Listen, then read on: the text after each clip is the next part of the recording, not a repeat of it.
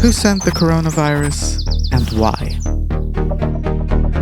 We lived without a care in the world, destroying the environment, making a ton of unnecessary things, pumping untold amounts of gas and oil and stockpiling money. Look at all the weapons that have been created and all the food that was thrown away. We just couldn't eat it all. And then suddenly came the coronavirus. Where did it come from? Why did it incite such a panic in us? There's one reason. We do not correlate with nature. Nature's law is harmony and living for the sake of others. Our law is disharmony and living for ourselves. And it turns out that we, as we see it, the crown of nature, are not the crown after all. It is we that cause all the distortions at the lower levels: animal, vegetative, and inanimate nature. At the inanimate level, we cause typhoons, volcanic eruptions, and global warming. At the vegetative level, we're getting close to depleting our food resources.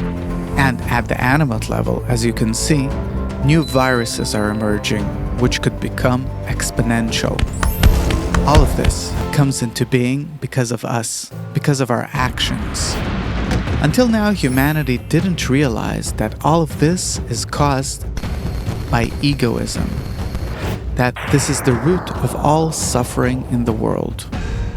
This egoism causes us to want more and more for ourselves at any cost. And lately, it's gone off the rails, creating an incessant amount of unnecessary things: cars, entertainment, content. 90% of all goods aren't needed. Everything is set up as a chain, where each person produces a part, then passes it down to the next one to add to, and the last person down the chain throws it all away for the cycle to begin again. And we don't give a damn about destroying the environment. We don't care about future generations or of nature itself. We only think about ourselves. As a result, nature punishes us with coronavirus.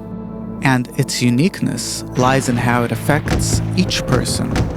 Typhoons, fires, droughts, even wars would hurt some of us, but not a majority. But this virus suddenly turned everything around. We froze in fear, realizing how connected we really are. Each person controls the mechanism which can cut off the oxygen supply of someone else at any moment. If anyone sneezes at you, literally or figuratively, you're done. This is our world today. The virus has already brought us to the solution. That we will have to understand that the best remedy for the virus is human connection. Not the egoistic kind when I use a person for something, but a different kind when I'm thinking of what I can give to him, or how I can be of service, or to cheer him up.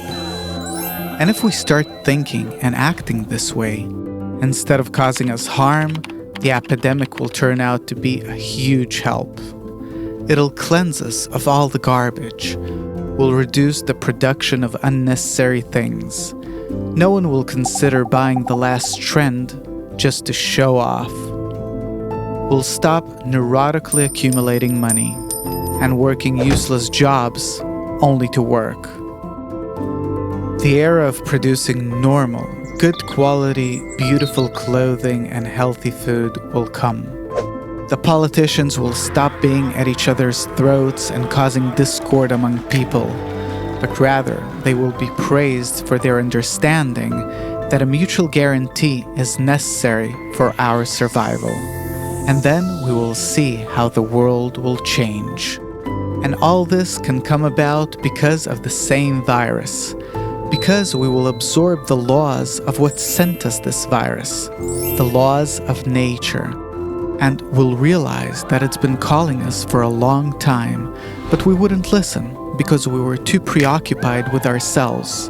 This is how we'll reveal a beautiful, clean world permeated with love and care. We can finally realize what real happiness is, that we've been searching for for so long.